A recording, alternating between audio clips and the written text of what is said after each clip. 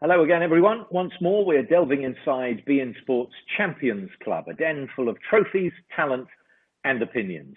No one has won more Premier League titles than Ryan Giggs. No one has managed to do an unbeaten season in the Premier League like Jens Lehmann. And no one in the red of Liverpool has lifted the Championship trophy more recently than John Barnes. Gentlemen, you're all very welcome again to our weekly catch-up inside the Champions Club. Since we last spoke, not only have we had more successful Bundesliga action, but also the news that Spain is on the verge of returning in the middle of next month. I wonder what your reaction to that is, Ryan. Well, obviously, it's good news. I think everyone's been watching the Bundesliga to see how it's gone and sort of get guidance from them. And with no big setbacks, I think the other leagues will follow. So it's good news that La Liga's got a date, that they are planning on coming back. And again, I think they're a couple of weeks in front of us regarding the Premier League and the training.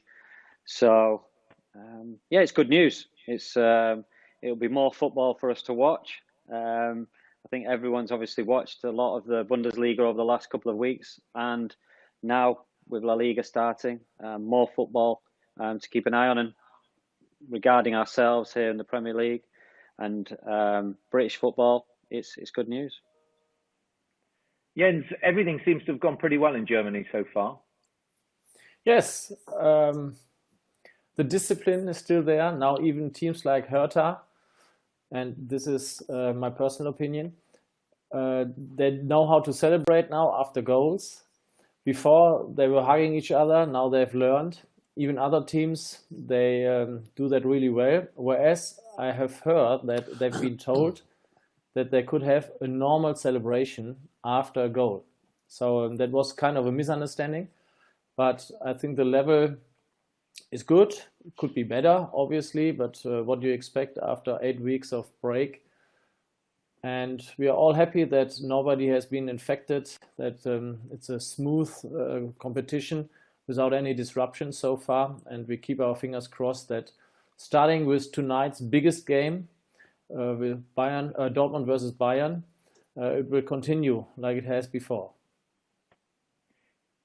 John, there are some dissenting voices in England about wanting to go back. Do you have sympathy for those voices, wherever they come from, but most notably from the BAME community? Well, first of all, there are two different aspects to it. There's the getting back to training, and there's getting back to playing. Obviously, Germany have gone back to playing, so they've been through the process of training with social distances, and of course in Spain when they start to play. But they're two separate instances. In terms of going back to train, you can go back and train safely with social distances because there's lots of routines and exercises you can do whereby you don't have to be together. So that is, I think, a pretty straightforward one in terms of people wanting to go back. But there are some players who decided they don't even want to go back to training, like Troy Deeney, for example, because he has a young child who's got asthma problems. So it's understandable. But in terms of when they actually go back to play, which we haven't got a date for yet, I think we're going to come across more problems then, because then I'll think you'll really see some players who really do not want to do that. But what is the solution? You know, you can't ask players or individuals, even when going back to work, when they think they should go back to work, because you're going to get people saying, we shouldn't go back yet, or yes, we should go back now. So what has to happen is the authorities have to say, now we are going to go back to work, be it football or something else. But if some people decide that they don't want to go back, we have to have empathy with them and say, well, that is your right. So, as you rightly said, there are players who will not be happy with going back even to training at this point in time. But it comes to a point whereby the powers that be have to make a decision when we go back, but you can't hold players to that. And I can't say to players, you're wrong for not wanting to go back, or you're wrong for wanting to go back. Each individual has his own mind to make up. Do you not think, though, the way that Germany has acted, in the fact that it's put in this protocol that has players tested every couple of days, that everything is being done for the safety of the players and the staff around the whole clubs? And that should be a guarantee that everything is done so players can go back. Well, the same thing, protocols will be put in place here in England. But if players then decide, as Troy Deeney, that I know the protocols are there, but I'm still not happy, we can't force him to do that. And although the protocols will be there will be players who will be tested positive for COVID-19, as there has been. So therefore, you look at Burnley, for example, and some clubs where players have tested, so they take them out, they isolate them, and they react. So if they're waiting for it to disappear and to be given 100% guarantees that it won't happen, that's not going to be around for a couple of years anyway. So, as I said, individuals have to decide whether they mitigate the risk, because there is always going to be a risk that say, let us go back. But you will still have players, even under those circumstances, who will be uncomfortable with going back, and we have to respect their wishes. Do you think, Ryan, that it'll be more difficult actually for England to get back than it was, say, Germany, because that sort of conformity was there in Germany, and it may not be there in England? Yeah, I mean, I can only speak looking on the outside, but it looks like Germany have not had it under control, but they look a little bit more of sort of it just looked like it was smoother. I know that obviously we've had a lot of deaths and a lot of cases, but yeah, I think we have to learn from Germany, because now that, like I said, they look like from the outside that they've done everything right, and everything is progressing. I think what you're alluding to, Angus, is the fact that in Germany they have been more disciplined in terms of the way they've dealt with it as a nation. And I agree with you, because in England we have a lot of dissenting voices of people going to the beaches, people not socially distancing. So that is why we have the problems we have. A lot of people are talking about conspiracy theories. So therefore, I think Germany were much more disciplined, organized in terms of the general public obeying and understanding what the rules were. We haven't. So that is why there's no guarantee that, yes, from a footballing perspective, we can then get back involved, but the rest of the country may not have done that, so therefore there's always that risk. So we haven't dealt with it as a country in the way that Germany has. I'm talking about just a normal population. What we admire in the English way of life is that from our perspective, you're very disciplined and you always stick to the rule, which is, for example, when you have to queue up somewhere, there are queues of 100 or 200 yards or meters, and we would never do that in Germany. So don't overestimate us as a nation and our discipline. What I'm asking myself is, I think we have 180,000 cases of infected people. Of course, it's much higher because nobody has been tested. We only have 7,000 deaths. And England, they say they have 260,000 cases, and they have, I think, 36,000 casualties. Why is that? I don't know it. But when you're infected in England, the probability of dying is much higher than in Germany. But you're infected anyway. It's not that people go to the hospital here, because the hospitals, they're all empty. They thought the hospitals will be overwhelmed by sick people, but it's the opposite. Yeah, they have working problems there. Some of them are unemployed, the employees of the hospitals. So the complete opposition of what we thought. And I don't know, you're living in England. Can you explain to me why you have more casualties than us? I think it has nothing to do with discipline, but I don't know why. It's discipline in this circumstance. I'm not talking about general discipline. Yes, we do queue up, and of course we're very polite. But of course, I don't know what it's been like in Germany, but I know in England, because I've got 2 children in the NHS, and they've said, if you look at what's been happening on beaches, people not socially distancing, people talking about freedom, so therefore we can do what we want, and you can see what's happening in America, which is even worse because of this idea of what freedom is. I think that we have not dealt with this in the way that they have been more disciplined just over this. I'm not talking about generally in this instance. And it's funny what you say about the doctors, because my daughter now is an unemployed doctor, interestingly, because of course what she has said, that she was supposed to be in New Zealand for 2 months. She came back, she was going to have 3 months off anyway, but she came back early to work in the NHS. Then the girl whose position she took as a doctor came back from India, but there should be lots of things for doctors, but because now a lot of the hospitals are only doing COVID cases, normally you'd have lots of doctors, because people come to the hospital for cancer, for treatments, for lots of different things, but all of that has stopped because of the virus, so they have got so many doctors now who aren't working, which is just, in my opinion, crazy. Same here.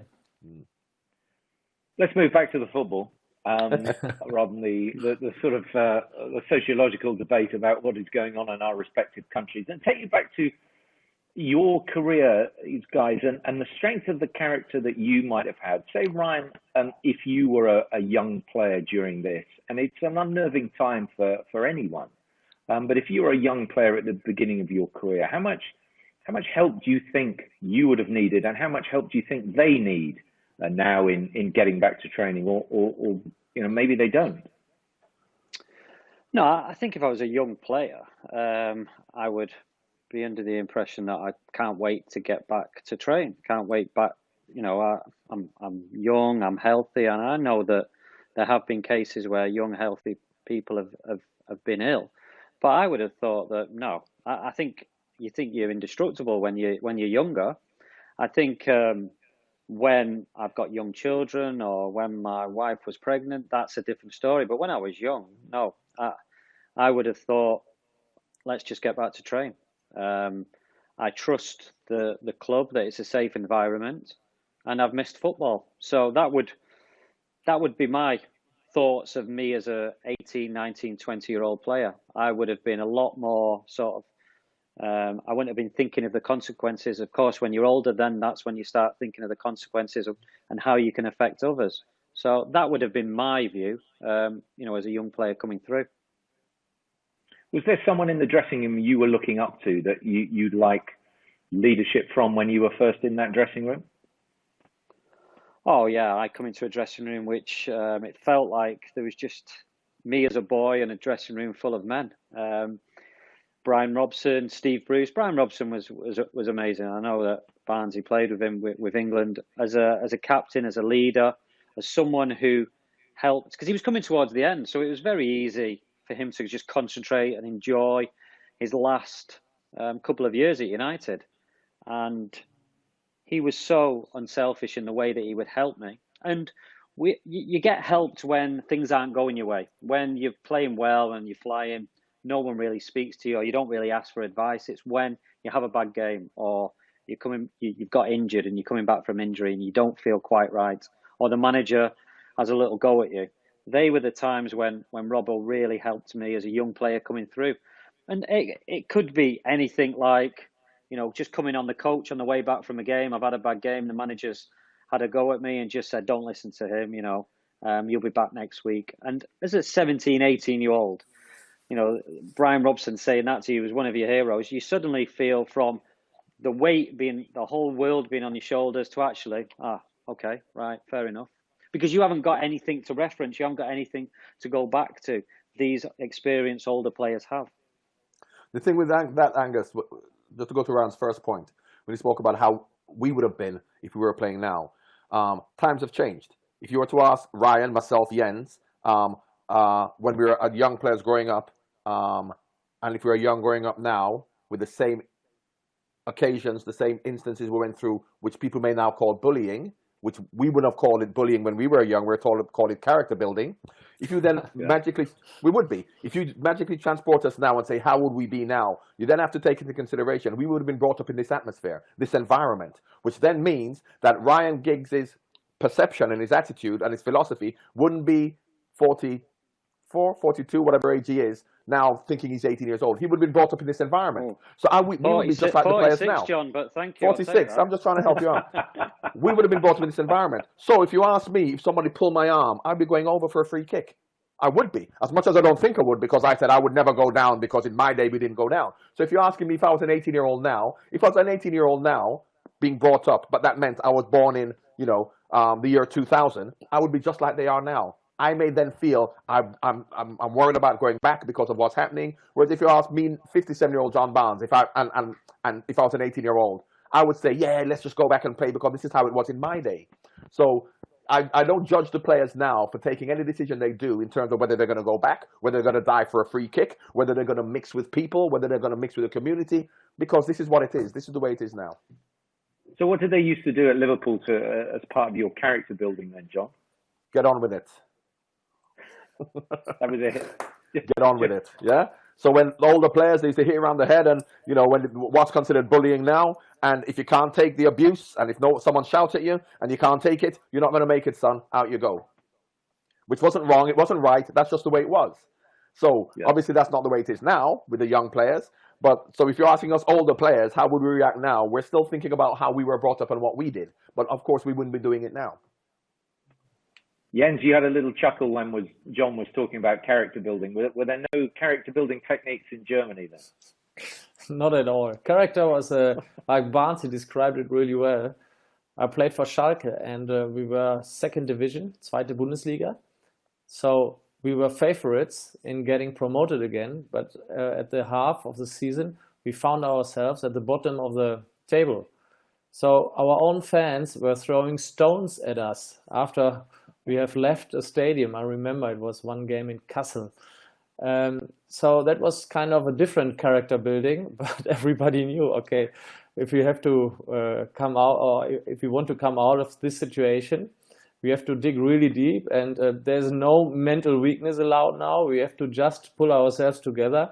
That was some other kind of character building. And who were you looking up to in your early career? You won't know the players because, as I said, it was second division in Germany at the time. So there were a couple of guys. But what were the obviously. characteristics of those players that you were sort of calling on? Well, you always figured out who were the intelligent guys, yeah, because some other guys, they're shouting and they're very emotional, and after a while you think, okay, it's not my cup of tea. I actually turn a little bit towards, for example, the captain, Andi Müller, he was called, he's still a friend of mine. He was sporting head of sports later on for Schalke. He was some guy who I was looking at times, but there weren't a lot of fantastic guys. And I mean, it was a club which was about to get relegated into third division, so you can imagine the level on all different departments wasn't that great. But if you listen to what Ryan said, you know what Ryan said when he spoke about the players you looked up to and the advice they gave you, like with Brian Robson, for example. If Ryan was down in the dumps, and Brian would come to me and go, listen, don't worry about it, X, Y, Z, blah, blah. But he wouldn't necessarily mollycoddle him, put his arm around him, and then go and tell people off for shouting at Ryan. He'll say, this is what you have to deal with. In the face of adversity, when things aren't going well, you have to be tough.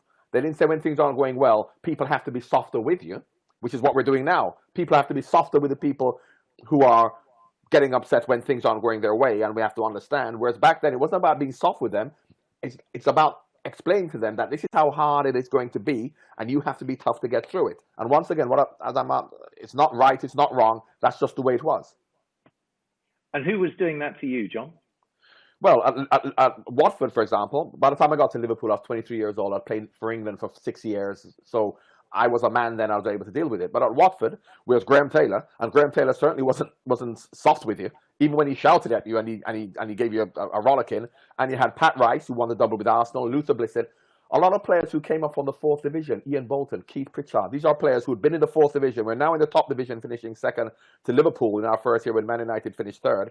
But these are players from the fourth division who were in their early 30s, who were tough, old school footballers. And if you couldn't put up with whatever was coming your way, you wouldn't make it. There's that something. Be probably more... Go on, Jens. Sorry, there's something Ryan probably doesn't know because he always played for Manchester United. But when you play lower league, there are some great players as well, technically, but they play lower league for a reason because mentally they are just lower league level. And sometimes some players manage to work themselves up, but some always stay on that level. Not because they're worse footballers, but because they cannot just produce it in important games. And it works the other way around as well. Because if you remember, and I'm not being disrespectful to a lot of the Wimbledon players because they were good players, but if you look at Vinny and people like that, they were great characters. And you look at players who made it right to the top, not because they had great ability, but they had the right mentality. And as Jens said, it also works the other way. You must be really disappointed, Ryan, that you haven't got a relegation battle on your CV. it's something sadly missing. You haven't lived until you've been through one of them. That's when you know the pressure can't get bigger. Yeah.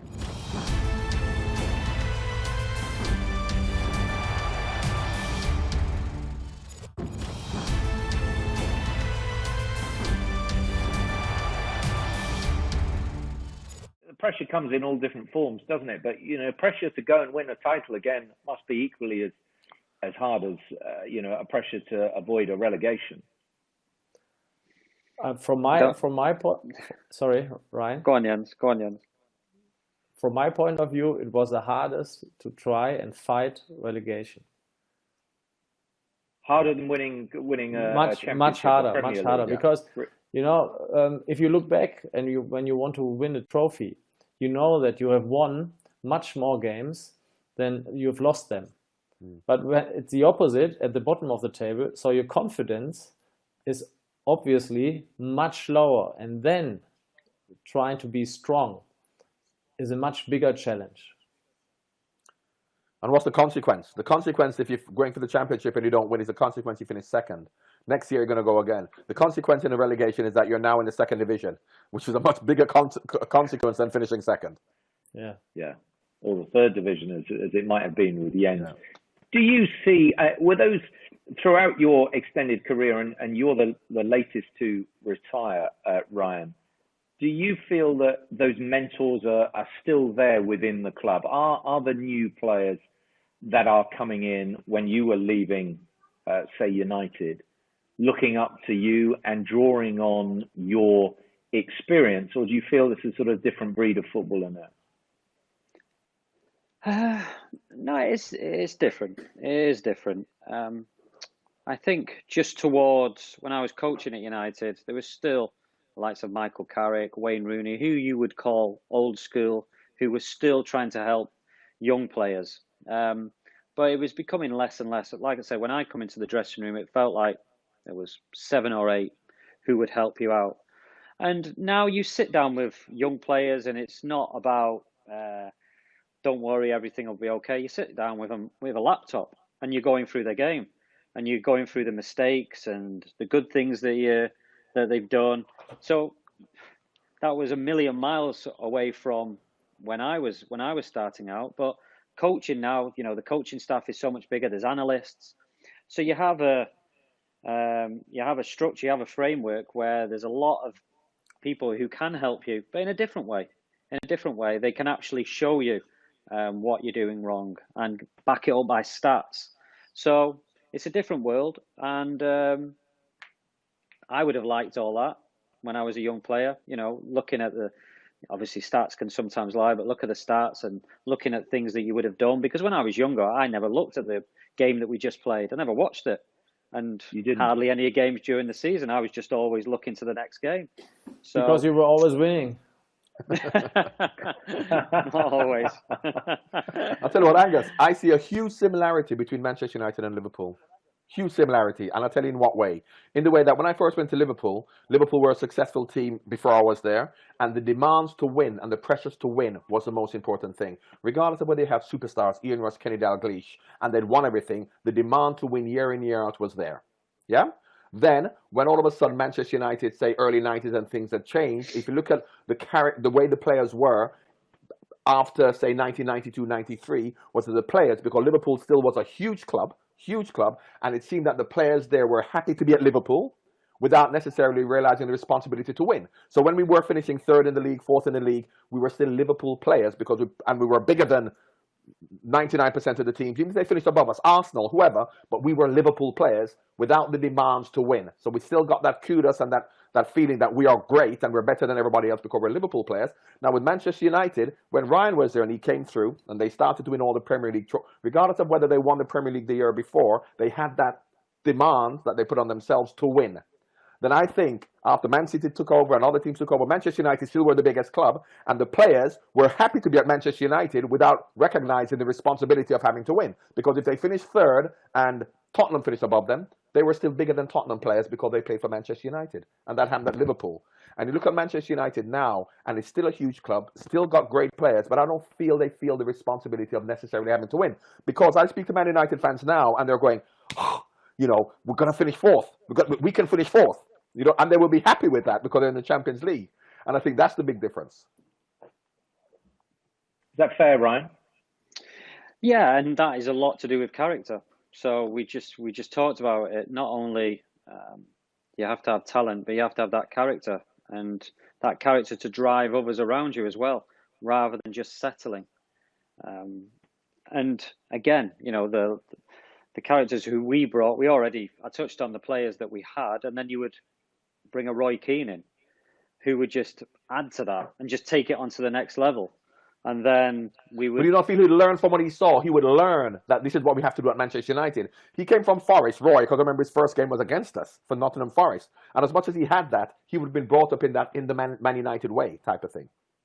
Yeah, and it's something that players do touch on when they come to United. I used the example of Rio Ferdinand, brilliant player when he come to United, but all of a sudden, he's one of the worst players in training. In the boxes that we used to play. So the little keep ball, 8v2, and he's thinking, wow. And all of a sudden, you're under pressure before training is even started, because that's part of the warm-up. And that was nothing, you know, he wouldn't get the mick taken out of him at Leeds, at West Ham, if he was in the middle. At United, it's constant. It was constant. If you're in the middle, they're putting the bib on you, just keep it on, you know, and instantly you're probably going home thinking, what's just happened there? I used to enjoy training. So you have to step up to that next level. I'm just giving you a little example of just the players. And there's you have to learn. There's no hiding place. And no matter, he was 30 million, the most costly defender in the world. It didn't matter. And of course, by the end of it, he was the best. He was the best in the box because he was so good with his feet. He was confident now. So there was a bit of sink or swim. It was part of the problem at Arsenal, Jens, that I think by the end of Arsene Wenger's reign, actually top four was enough, and that was what clouded the Emirates really. Yes, I mean, people getting used to everything, and in football they're getting used to decline. So first we were competing for the trophy, for the championship with United. Then I think with Chelsea, I don't know. And all of a sudden, the gap between Arsenal and I think United and City was becoming bigger and bigger. Then Liverpool got stronger, even Spurs. And all of a sudden, people getting used to set their target with the fourth place on the table, which is obviously for my generation wasn't never enough. Because we were used to compete for number one. And even now, I think they would be happy to actually make number 5 or 6 on the table. It's, as I said, it's you're getting used to mediocrity, and somebody has to get there, or a new manager, probably Mikel Arteta, who I've heard is a good guy, or some players who have to break this mediocrity with their attitude, with their daily approach of training and matches. It's not easy. That's what Jurgen Klopp did at Liverpool. We were happy to finish 4th, as much as we didn't think it. Subconsciously we were. And then all of a sudden he came and he changed that attitude that 4th is not enough. And he did it when we really, if you think about the money we've spent, the players we've had, he really shouldn't have done that. But it's an attitude and a state of mind to bring the right players in and to demand that, and also to have the fans on board. So you have the fans on board, and I think the Arsenal fans got used to the fact, not just with the players, that they want to finish in the Champions League. And once you get used to that situation, which we did for probably 15 years, it's hard to get out of. I think it's what I realized in German football as well, and obviously in a lot of other clubs. There are only a few people who know how to win, or who have it in their mind, in their DNA, like Barnsley said about Jurgen Klopp. How to manage people and how to play together with other players, and always make them conscious of you have to win. Yeah, and you cannot be nice. That's the first lesson I've learned. If you want to win, you cannot be nice, because preparing a win is never nice. It's hard work. Preparing a defeat, I think that's very easy. So that's a complete different mindset, and you only find a very, very few people who got that. And that is why I think if you look at what Jurgen Klopp has done, he's looked at the character, and Ryan mentioned it, the character of the players. Forget your ability. Forget your ability. You look at the character of the players. And that is where, when Liverpool is linked with certain players and you think Jurgen Klopp won't particularly like that type of play, it's got nothing to do with his ability. It's to do with the character. But I think what's happened since the Premier League is that clubs have then said, who are the best players? So let's look to spend money and buy the best players, because look what they've done. They're fantastic. They're absolutely fantastic. And I use Pierre Aubameyang as an example. What a great player he was. And you thought, well, Jurgen Klopp had him at Dortmund. Why isn't he coming to Liverpool? No matter how good you are, it's about your character. And that is, I think, one of the biggest things that clubs are now going to do. Because what you do, you end up spending hundreds of £millions on these great players, but because of their character, they don't produce. Do you just think, Ryan, then the first thing that you learnt in an Old Trafford dressing room or on the Old Trafford, on a training ground, was that winning mentality, that you had to win, as Jens was saying, that you can't be nice, you've just got to win? No, you have that. Yeah, and when you have sort of that culture, even the players that it maybe doesn't come naturally, they come with you. Yeah. So then you have the manager, you have the older players in the dressing room, then you have the talented players who maybe, if they went to another club, would just be a nice player rather than being an effective player. So it's that added little percent that you do need. I remember Sir Alex buying, Wayne Rooney, fantastic talent, and Alan Smith in the same window because of both the characters. They were both street fighters. He watched Alan Smith bully Steve Bold and Tony Adams in a game, and just up front for Leeds and elbowing them and smashing them, and that was character. I played with Smudgy, I played with better centre forwards, but he actually brought a sort of nastiness, really, and that edge. So it is, of course, about talent, but you have to have that character, and then how that character affects your teammates. So it's very important that, some of the players that I played with early on when we won the league would, if they'd have gone to a different club, they'd just be nice players where, of course, they're talented, but they didn't have that extra percent to go the whole way, to go that extra yard. And it's hard. It's hard winning leagues. It is very hard, and you have to go for the whole season, and then you have to go the next season. So that is character. And Ron will tell you, my last, I would say, 3 years at Liverpool, when we had, obviously, the 4-3s against Newcastle, and we had a fantastic team when things were going well. McManaman, Fowler, Redknapp with scoring goals, but we couldn't win 1-0, and we couldn't get a 0-0 draw when we weren't playing well. And I remember getting into March, and we were not far off the top, and everyone's getting excited because this could be our year. And I always felt, from 93, 94 up until I left in 97, when we were in with a chance, come March, I always felt we're going to fall away. Because from March to winning the league, it's not about how good you are. It's not about playing good football. It's about getting a result by any means necessary. And I remember Man United were getting results even when they weren't playing well. And people were going, aren't they lucky? They came back in the last minute to score an equalizer. And it's like, that's what the character is when you're talking about winning leagues. Were you too nice then as a team, John? Absolutely. Absolutely. I'm not talking about in terms of the way we played physically. I'm talking about mentally, whereby we were just happy to play great football and win 4-3, but there are times when things weren't going well and we weren't playing good football. How do we then win? And that is what has happened. And I think, if you look at I think that's why Liverpool have improved. Because Liverpool, even when Jurgen Klopp's first 2 years, they had to play good football to win. If they didn't play good football, they couldn't win. The Arsenal team with the Invincibles, they never played well in all the games and outplayed teams, but they just didn't lose. And Man United had it for many years.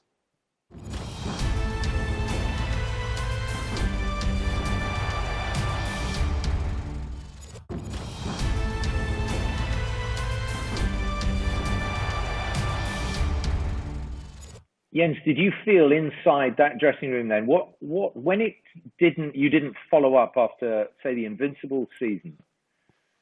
What was lost from that? Was it just a matter of course, or what did you feel that some part of that mentality went, that you started becoming too nice?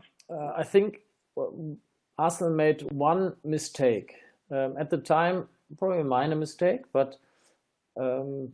Now I think it was quite a mistake which was decisive for the coming years, because in 2008, Gilberto Silva and myself, we were the last guys from that team before.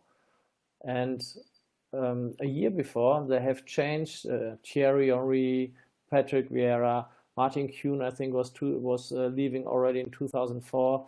But within 2 years, they got rid of all the personalities. And as I said, Gilberto and myself, we were the last ones. And I was coming into that dressing room when I had my little comeback. And there were guys like Robin van Persie, Cesc Fabregas, Alex Leeb, Thomas Rosicky, all young guys. And after one good game, they thought, oh, I'm on the top of the hierarchy. But you could feel that there was no hierarchy because they were too young to lead at the time. It wasn't their fault, but there was just no in-between generation which could actually transfer the old values and the approaches to training and to games onto this new generation, because there was a huge gap. And in my opinion, that was a transition which was too fast. They were looking at age and statistics and probably salaries and whatever, but keeping some of the good guys from before with a good, sometimes nasty approach would have helped. Liverpool went through the same That's thing. I spoke about Man United. Liverpool went through the same thing in their latter years. The year before, when McMahon, Beardsley, once you get rid of people who understand, and we would have learned as young Liverpool players from Alan Hansons and the Graham Souness's, and then all of a sudden you get rid of 7 or 8 of the players who understood what that actually meant, the Liverpool way or whatever you want to call it. Then you have lots of talented players. Jamie Redknapp, McManaman, Fowler. These are young, talented players, but there was no one there to show them the way. And that's the thing. That's where Sir Alex Ferguson was fantastic in terms of the transition between years of players. He didn't automatically get rid of all the players. He just 1 or 2 left. And then when Ryan became a senior player, other young players came through. But if you systematically just trying to change things, revolution rather than evolution, that's when it becomes difficult. Yeah, was that Sir Alex's best trait, Ryan? That he rebuilt sides, but subtly, so that it was never, as John is saying, complete wipeout of the old and in with the new. There was a sort of a blend that always went through those sides, but he was having to change and reinvent all the time. Yeah, I mean, he had the sort of luxury of he could go a season or 2 without winning the league. But I just touched on Alan Smith, Wayne Rooney, Cristiano Ronaldo the next year. That is players that, okay, we might not win it this year, but in 2 years, they're going to be 24, 25, they're going to be flying. And in the meantime, we've still got good players where we're competitive. Of course, he felt like he could win the league all the time, but he was constantly looking to the future. So we didn't go stale. And you never felt safe. No matter who you were, if you were there 15, 20 years. And looking on the outside, that's what Liverpool have got. Now, if a new manager or another manager would have come in, would they have got rid of Jordan Henderson? Because, he's maybe going to get a better player potentially in that position. I think it was Brendan Rodgers who made him captain, who might have seen something. But James Milner, you can't buy these sort of characters and players. Of course, they're good players as well, but the character and I think Jens just said as well, personality. Not just character, personality. I look at Dwight York. Dwight York I think he scored 20 goals every season for Aston Villa for like 5 or 6 years. You wouldn't say he's kicking everyone, but his personality was amazing. He lit up a room when he come in, so that was a different sort of winner that come into the dressing room. So yeah, character is a big thing, personalities, and of course talent. And yeah, we had a manager who was looking at this season, but also in 2 seasons, when are we going to peak? Which is a luxury, obviously, a lot of managers don't get, which he had, but he did it. I just want to ask Ryan, Sir Alex's last year, and you mentioned the fact that when Cristiano, Wayne Rooney came in, you had lots of experienced players, but he brought in the young players thinking about 2-3 years down the line to continue that consistency throughout. In his last year, when Van Persie came, and he must have been 30 probably, and you had a very experienced team, Rio, you had a lot of experienced players, but there weren't many young players actually coming in. And I think, do you feel that he felt that he's not going to be there now, and they hadn't won the league the year before, and that year that they actually won the league, which was a very, very experienced team, but not many young players coming through. Did you think Sir Alex knew that was his last year? And not that he can't be bothered to build for the future, but let's just win this league. Well, I think, if Sir Alex would have carried on, he would have probably kept the majority of them. So myself, I had another year after that. Patrice Evra, Vidic, Ferdinand, Robin van Persie. He would have kept the majority of us. But there weren't many young players coming through that year in terms of signing young players that year for the future. Yeah, he would have kept us playing 20, 25 games, but then brought 2 or 3 players that actually in a couple of years, they're the ones who are going to replace us. So that. But he could have done that year, couldn't he? Couldn't he have done that year, although he wasn't going to be there the following years type of thing? Yeah, even though he wasn't. Yeah, I don't know whether he was thinking about the future, but yeah, I mean, that's what he would have done if he would have stayed, definitely. How much more difficult is it now scouting players if, John, you're talking about you need that certain characteristic of a player? Because anyone can read the stats, anyone can see how much miles, passes, whatever work they do, how they fit into a regime. But actually, you want that person, as you say, who's going to fit into the mold of Liverpool, United, Arsenal, whatever it might be. It should be much easier now than it was back then, because back then you physically had to travel around the country, never mind traveling around the world, to learn about players like myself at Watford for 6 years before I went to Liverpool. They really did it. Brian Robson, how many years at West Brom before he went to Man United? Whereas now, unfortunately, what happens now is they look to see who's doing well for 6 months. And who's done well for 6 months as a player? Jadon Sancho. Do we know anything about him apart from what a great player he is? And he's going to cost 100 million. How do you know what you get? So I think the due diligence that they do now in terms of the stats, physically, how far you run, how many crosses you put in, but in terms of the character, what they used to do, like even from the old Liverpool days, and I'm sure Sir Alex would have been the same, talk to people. What's he like as a lad? How is he doing when things aren't going well? And that's the character that you have to know about people, rather than thinking he scored 40 goals, he can run quickly. So, but now with the information, it should be much easier to learn about people's character. But because they're under pressure so much now, it's more about how many goals has he scored? How good is he? Yes, he's only been around for 6 months, cost £50 million. Let's get him. And then when he comes, you really don't know him. So I think they don't do their due diligence now in terms of the character. It's more to do with the statistics of how well they do. What did Arsene Wenger learn about you, Jens, do you think, before you went to Arsenal? Not a lot, I think. You can tell by watching him play, though. First of all, I think I was only second choice because he was going for Canizares, a Spanish goalkeeper. Yeah. And then I have to say he was lucky to get me instead of him, because I was just taller. Physically, I was a little bit stronger, which turned out to be a big advantage in the Premier League. But apart from that, I think you must have heard that I was passionate on the pitch. And like Barnsley said before, it was difficult just to know everything about players. You could have watched him, and I know that he tried to find out something about my personality as well, which wasn't the best in this particular year or in this particular time at Borussia Dortmund, because I got sent off with a red card 5 times in 3 years. So for a goalkeeper. For a goalkeeper, It's good going. But 3 times double yellow. Yeah. So it was. I mean, it's difficult, but nowadays it's you can look at people's Facebook and Instagram profiles. You learn a little bit about their characteristics, if they are posing too much, or if they hang around with people who like this. How do you say that? Blink. It's a blink, yeah. This blink, stuff like that. I think still education is important, or if you can find out if a player, even as a human being, is intelligent.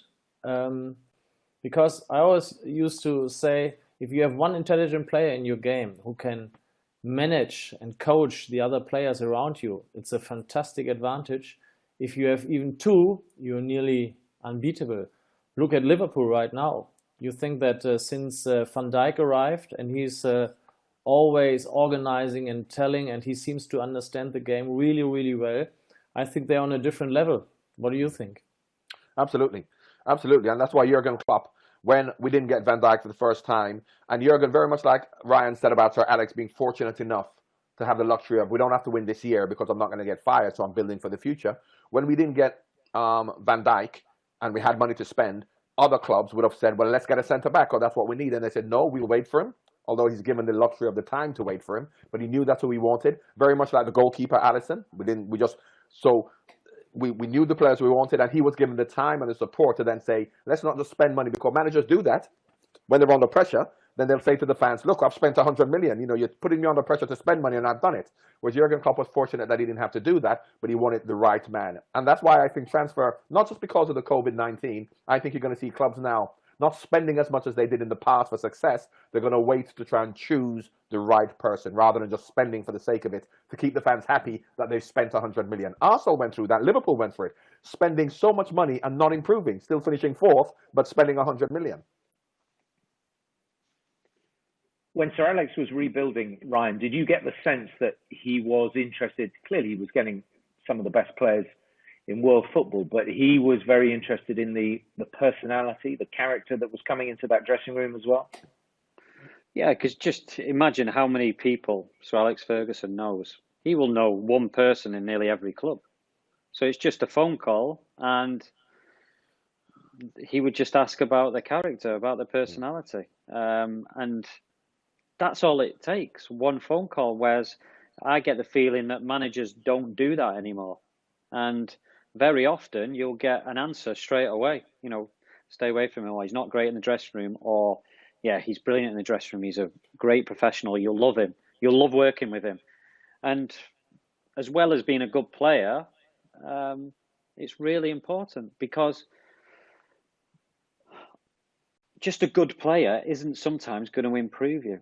It's not. It can have actually detrimental effect because of the pressure that it puts on his teammates or on the club or on the player itself. So, yeah, I agree with John that it's sort of a reset button now, that teams aren't going to do that. They're actually going to look for character. And I'm actually a big believer on looking in the lower leagues, because, you know, like the Dele Allis of this world, because they're players who have built the character up because they played in the lower leagues and they played games. So another subject is academies and not playing enough games. But these players that have played games, they've got 100 games in their belt, under their belt. So, yeah, I think we'll see a lot more of that. A lot more, of course, they've got to be good players, but a lot more of them characters who have gone through it, gone through disappointments, had to work for it. And bigger clubs, I think, will do that. Yeah, but I think a problem with that, and Ryan made the point about Sir Alex phoning on people in other clubs, I think managers in the old days had a better relationship with each other. As much as you may have had the rivalry, they had a relationship where it was honesty, they could trust each other, and they speak to each other about players. Now with managers, you imagine, you know, a manager phoning up on the manager, and you have a player on 150 grand a week who's causing a problem, and another manager phones you up to then say what's he like. You're going to say he's a great lad, go and buy him. You know what I mean? Just to get him out the door. You know, because if you phone up about Adrian Mutu at Chelsea, they're going to say, oh, he's a fantastic lad, don't worry about him. And I don't think that managers have that relationship now with other, because as Ryan says, he would have known coaches, physios, just people at other clubs. Whereas now, this whole thing about our club, we don't have anything to do with any other club. Sir Alex couldn't phone anybody up in Liverpool and ask a question about a player, because if that person gave him a good answer and it was a good player, he'll get the sack for giving him a good player. So, you know, those days I think are gone. As an international manager, Ryan, you can do that, but I'll tell you, don't be phoning Jurgen to ask him anything. You're right. I remember Alex Ferguson always calling Arsene Wenger in my time. He was always on the phone with him, having nice chats. Asking about players. So now, Barnes, are you saying it's the opposite? Whatever. Yes, it's the opposite now.